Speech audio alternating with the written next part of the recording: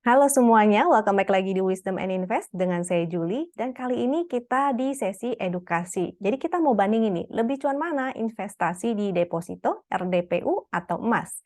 Nah, semua data yang disampaikan di sini tentunya sudah saya riset sebelumnya, tapi secara online, dan saya memang bukan ahlinya di sini mungkin ya. Jadi sebelum mulai saya akan minta maaf dulu kalau misalnya ada kesalahan dalam data-data yang disampaikan ataupun pada kata-kata saya.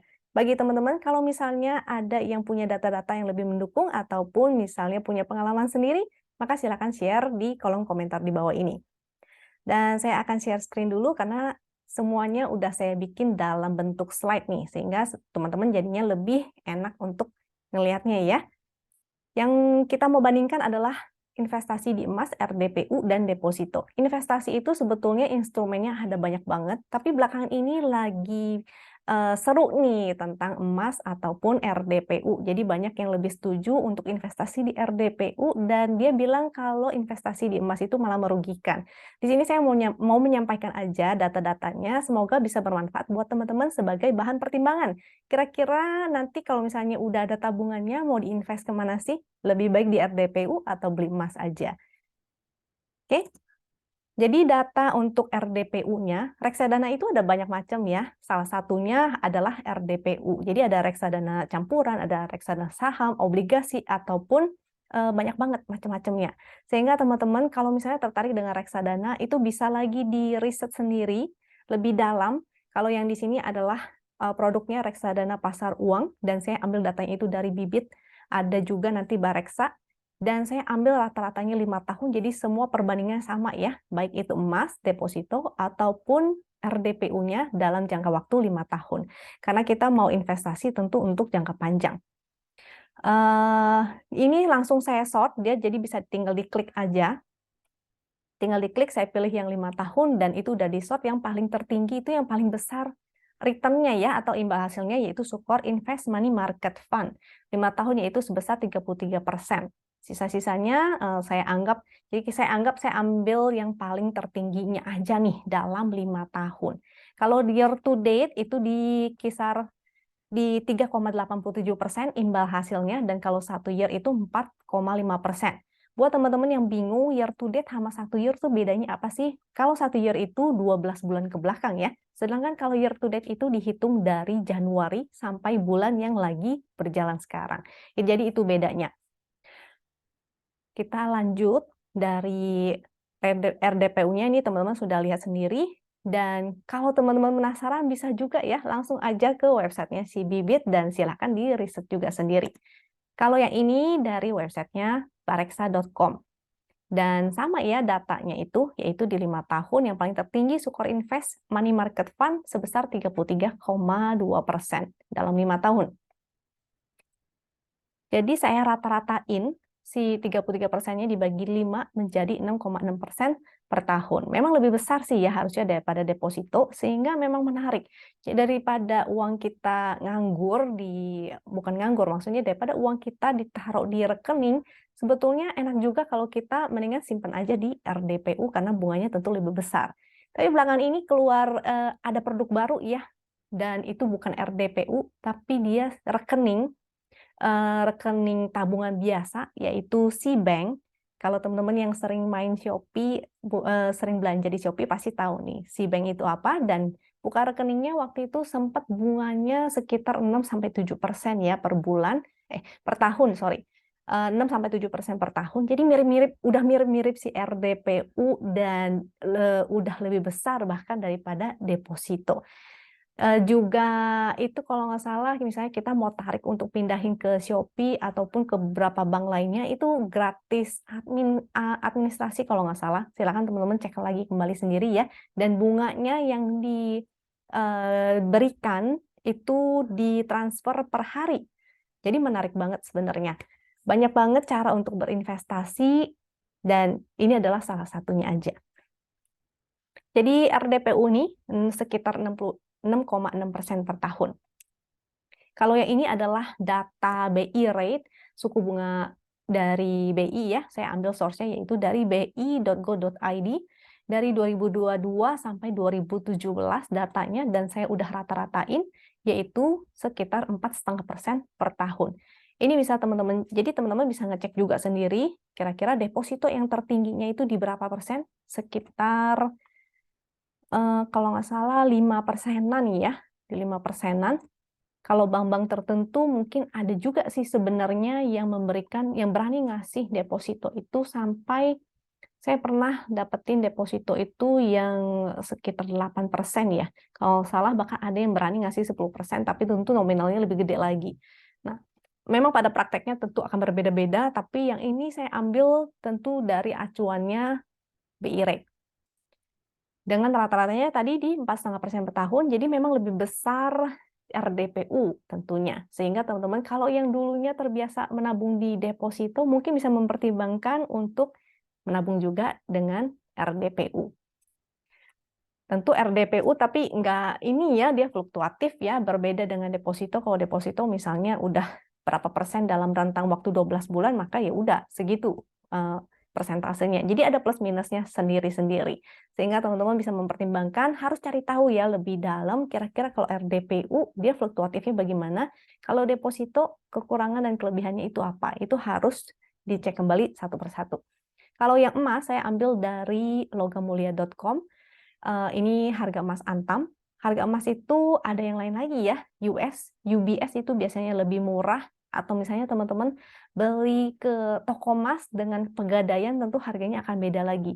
Nah, jadi itu PR dari kita masing-masing. Sebenarnya kalau kita mau mencari detail-detailnya, perintilan-perintilannya itu bisa gitu. Kita bisa mencari imbal hasil yang sebesar-besarnya dari produk investasinya masing-masing. Misalnya kalau deposito, kita mau cari yang bisa ngasih persentasenya yang paling tinggi. Nah, itu di bank apa gitu.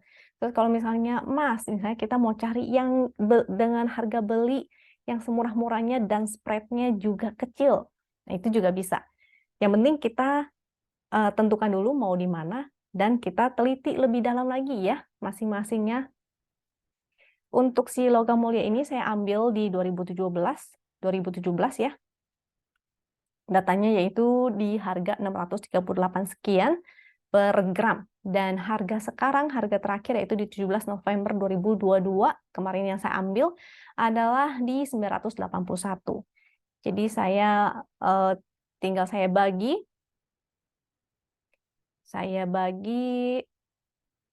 dan ini adalah hasilnya yaitu 53,7% per tahun.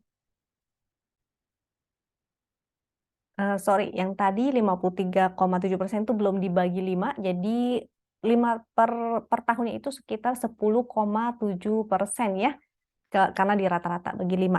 Nah, jadi tentu berbeda-beda, pasti akan ada yang komen juga nih, tapi kan itu naik karena ini, tapi kan itu naik karena begini gitu ya. Karena memang dalam kenyataannya harga emas itu memang belum ada perubahan ataupun stagnan dalam beberapa tahun terakhir. Memang nggak ada perubahan. Ini pun waktu itu di sana sempat ya, harganya stagnan di sana-sana aja. Jadi mungkin beberapa teman-teman yang mengalami, apalagi yang pernah mengalami beli di harga yang titik termahal, di harga 1 jutaan, tentu akan merasa bahwa, aduh saya investasi emas ini rugi nih. Nah, tapi tunggu nanti saya akan jelasin lebih lanjut di bagian belakang. Oke, jadi ini 10,7% per tahun. Kalau kita rata-ratain dalam 5 tahun ke belakang, tentu yang paling tinggi adalah kenaikan harga emas ya. Kalau ini, jadi teman-teman bisa ngelihat juga grafiknya lebih lama lagi, tapi di sini adanya yang di website ini, dia hanya sampai 2011 sih datanya. Sedangkan saya adalah living proof, saya adalah bukti nyatanya karena saya lahirnya ya cukuplah udah lewat lah ya, saya melalui beberapa kali resesi dan krisis ekonomi. Jadi saya tuh sebenarnya pernah pegang surat nota emas yang harganya segram itu masih 28.000 sampai 30 ribuan segram. Tentu yang harga 28 ribuan segram itu untuk perhiasan, dan itu harga emas 18 karat. Kalau yang 30 ribuan itu kalau salah emas 22 atau 23 gitu ya. Jadi harga emas itu pernah ada di sana. Lalu ketika beberapa tahun kemudian dari harga sekian tiba-tiba boom, kena krisis dan itu harganya naik menjadi ratusan ribu segram. Dan mana nyangka sih kalau sekarang bahkan pernah menyentuh di titik 1 juta segram gitu. Jadi memang untuk long term banget ya investasi. Kalau mungkin teman-teman ada lagi yang berargumentasi bahwa ya kan belum tentu terjadi lagi gitu. But you know what? Semua resesi dan pandemi itu sifatnya siklikal dan akan terjadi lagi mungkin ya. Nggak dalam waktu dekat, tapi mungkin akan terjadi lagi dalam beberapa dekade. Nah, jadi untuk teman-teman yang masih berusia belasan tahun, atau mungkin masih berusia 20-an tahun, tentu ini adalah kesempatan banget buat teman-teman kalau memang udah mulai tertarik untuk investasi emas. Percayalah, semua investasi itu tentu akan bagus ya, tidak ada satupun investasi yang jelek, kecuali kita hanya salah timingnya aja. Oke? Dan ini adalah eh, berapa jenis dari emas fisik ya. Dia ada mulai dari 0,25, ada yang 10 gram, ada yang 5 gram.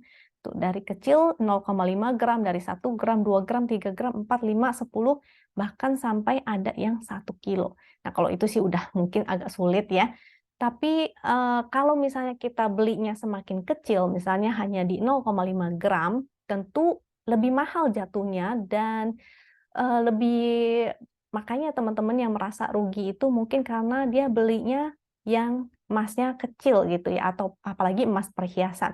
Walaupun memang mungkin 10 tahun kemudian harga emasnya tetap akan untung gitu. Cuma kalau kita akan jual dalam waktu yang singkat di 5 tahun, mungkin pasti itu rugi.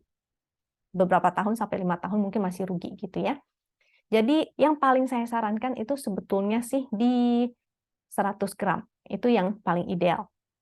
Nah, tapi kalau duitnya nggak ada gimana dong? Nggak bisa beli langsung 100 gram. Nah, justru nanti kita akan bahas di belakang nih, bagaimana cara mengalokasinya lebih baik di RDPU atau di emas. Nah, ini mindset yang agak berbeda. Jadi kita harus membedakan ya mindsetnya antara investasi dengan trading. Kalau teman-teman bilang, saya beli perhiasan, terus beberapa bulan kemudian saya jual dan rugi gitu. Atau misalnya saya beli emas yang 0,5 gram atau 1 gram, dan ternyata begitu saya jual beberapa bulan itu rugi.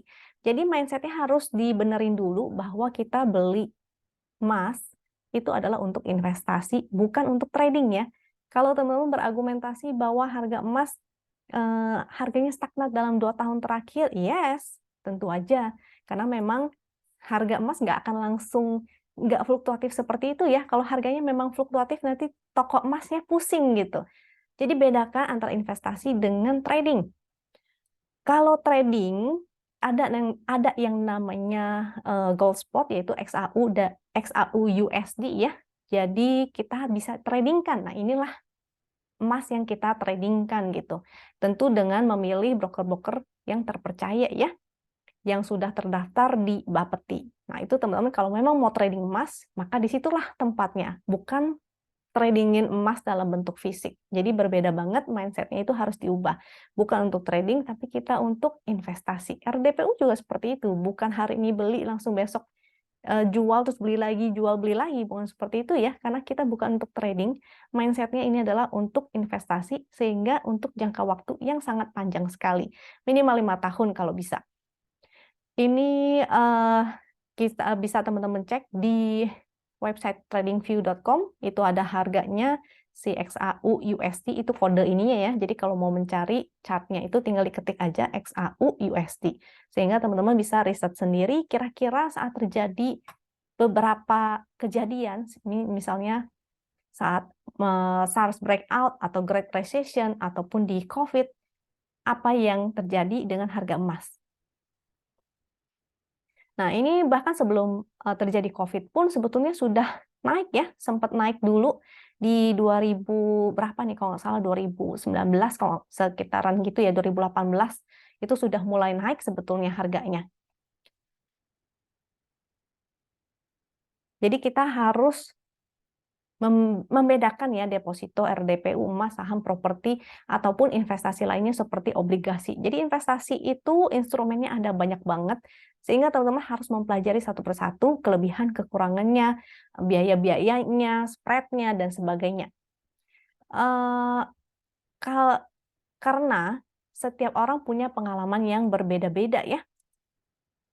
Dari buku ini, kalau misalnya teman-teman tertarik untuk baca The Psychology of Money dari Morgan Housel, jadi di buku ini tuh menceritakan, menyampaikan bahwa sebetulnya pandangan orang, mindset orang atau pandangan orang terhadap uang itu masing-masing berbeda, tergantung dari dia tuh lahirnya kapan, lingkungannya tuh seperti apa, dan kondisi lingkungannya teman-temannya itu seperti bagaimana. Jadi jangan disamakan pemikirannya. Jadi nggak ada yang salah ya sebetulnya. Kalau misalnya teman-teman ada yang bilang, saya rugi nih investasi emas, itu nggak salah juga sebenarnya. Karena yang dia alami adalah dia mengalami kerugian. Ada juga yang bilang dia mengalami kerugian di investasi properti. Karena memang timingnya aja yang salah. Jadi sebetulnya pendapat semua orang teman-teman, pandangan semua orang teman-teman terhadap investasi, semua jenis investasi itu memang pasti akan berbeda-beda. Tergantung dengan pengalaman-pengalaman apa yang udah pernah dia alami. Jadi kalau misalnya orang-orang zaman dulu yang udah pernah mengalami resesi, mungkin pasti tetap akan berkata bahwa investasi emas is good gitu. Kalau misalnya anak-anak sekarang yang eh, membeli emas dan ternyata harga emasnya itu nggak naik-naik, atau malah dia pernah beli di harga 1 jutaan dan ternyata dia sudah mengalami kerugian, ya pasti akan berkata bahwa investasi emas itu merugikan. Atau dia mungkin eh, investasi reksadana ataupun saham, ada yang mengalami ketika dia beli sahamnya ternyata sahamnya malah naik. Sehingga dia punya pandangan yang berbeda tentang saham. Ada yang mungkin dia investasi saham dan dia mengalami pas kejadian sebelum pas COVID. Jadi misalnya dia investasinya itu sebelum COVID dan ternyata pas begitu kejadian COVID semua hancur dan dia mengalami itu, pasti dia akan berkata bahwa saham is bad.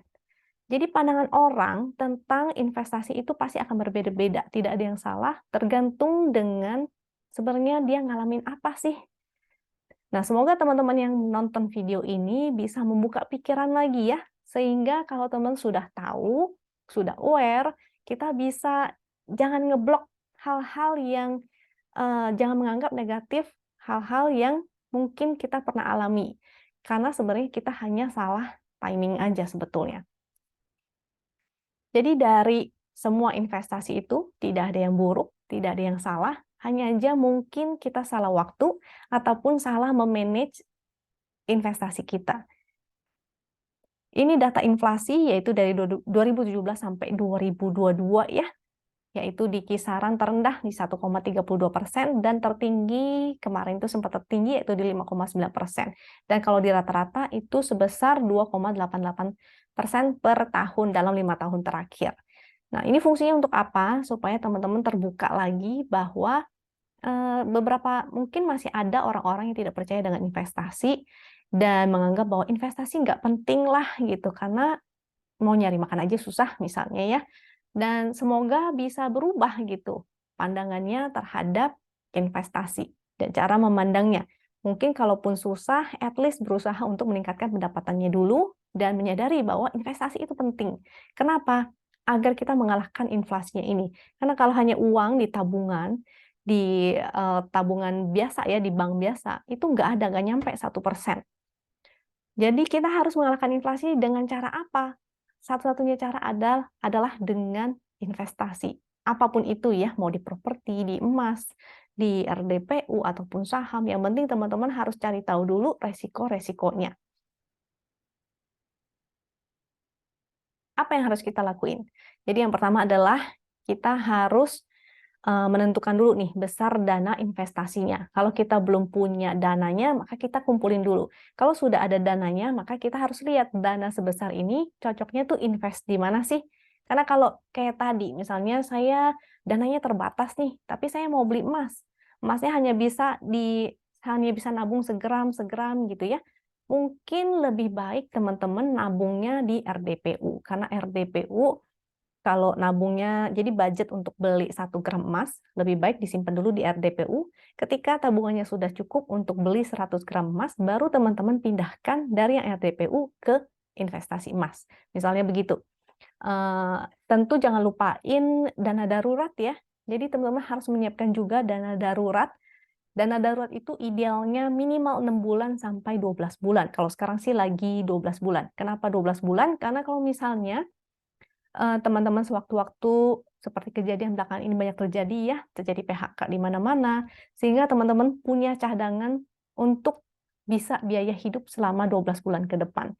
Jadi dana darurat itu adalah berapa besar biaya hidup teman-teman selama sebulan untuk bayar listrik, untuk air, untuk makan, dan sebagainya, dikalikan 6. Itu paling minimal, kalau bisa 12 bulan. Jadi kalau misalnya biaya dalam sebulan teman-teman adalah 10 juta, ini biar gampang hitungnya aja ya, 10 juta, maka dana daruratnya adalah dikalikan 6, yaitu 60 juta, atau sampai 12 bulan, yaitu 120 juta. Jadi dana darurat itu harus siap dulu. Nah, dana darurat ini karena sifatnya harus liquid, sehingga bisa ditarik kapanpun, maka paling ideal adalah di deposito ataupun di RDPU ya, yang paling cair, paling liquid. Teman-teman bisa mempertimbangkan untuk menyimpan alokasi dana ke situ dulu. Juga jangka waktu investasi. Jadi setelah besar dana investasi kita tentuin, dan jangka waktu investasinya itu berapa lama. Kayak tadi misalnya karena dananya terbatas, untuk dana darurat, nggak mungkin dong dana darurat dibeliin emas.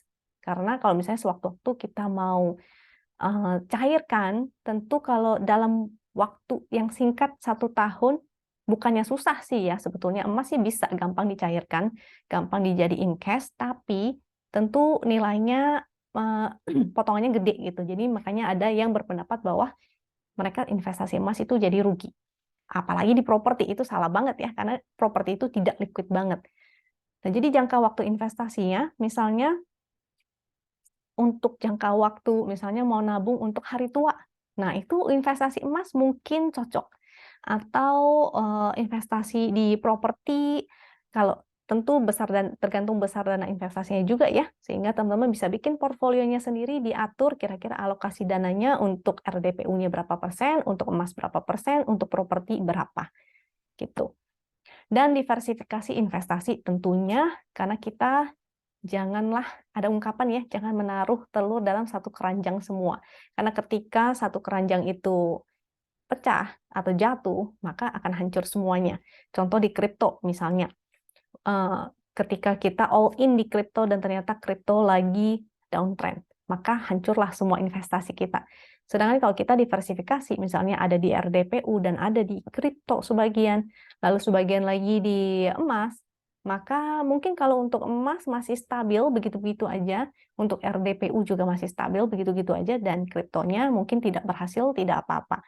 Jadi seperti itu ya. Yang penting ingat diversifikasi investasinya. Oke, kira-kira sih itu aja dari saya. Mungkin kalau teman-teman ada tambahan yang ingin di-sharing, silahkan ya. Jadi kalau itu data-data yang udah saya siapkan, kalau dari pengalaman pribadi mungkin teman-teman udah ada yang pernah lihat, saya ada share di TikTok, yaitu investasi emas. Karena orang tua saya dulu pernah ngalamin beberapa kali resesi, dia punya rasa tidak percaya terhadap mata uang. Sehingga sebagian besar tabungannya itu berupa emas. Jadi ketika krisis ekonomi di tahun 98, kalau semua orang semua pada merasa susah, ada yang bangkrut dan sebagainya, orang tua saya malah kebalikan. Jadi kita bisa punya rumah pertama kalinya, jadi sebelumnya tuh kita ngontrak doang, pindah-pindah, nggak punya rumah, modal usaha orang tua saya pun masih minjem ya, waktu itu ngutang sama saudara, dan akhirnya kita bisa punya rumah ya berkat emas itu. Dan itulah yang dimaksud di sini ya, di buku The Psychology of Money, bahwa setiap pengalaman orang akan berbeda-beda, yang menjadi penentu biasanya menjadi keputusan terbesar untuk investasinya. Kenapa saya suka dengan investasi emas? Karena orang tua saya dulu, keluarga saya pernah mengalami hal yang baik di investasi itu. Sedangkan di properti mungkin tidak menjadi pertimbangan saya, karena saya nggak begitu suka ngurus-urus soal surat-surat yang berhubungan dengan legal. Jadi kembali ke pilihan masing-masing ya, kira-kira teman-teman ingin investasinya itu di mana. Kalau dari data, tadi saya udah share, barangkali kalau teman-teman mau share lagi data-data yang lainnya, Itu silakan banget kalau misalnya ada yang mau share RDPU-nya, oh tertinggi di mana, itu silakan banget ya, karena saya juga mulai tertarik untuk investasi RDPU-nya. Oke, thank you, itu aja sih, sekian dari saya, mudah-mudahan bisa bermanfaat. Kalau dirasa bermanfaat, jangan lupa ya untuk subscribe, klik like, dan share ke teman-teman yang lainnya. Thank you.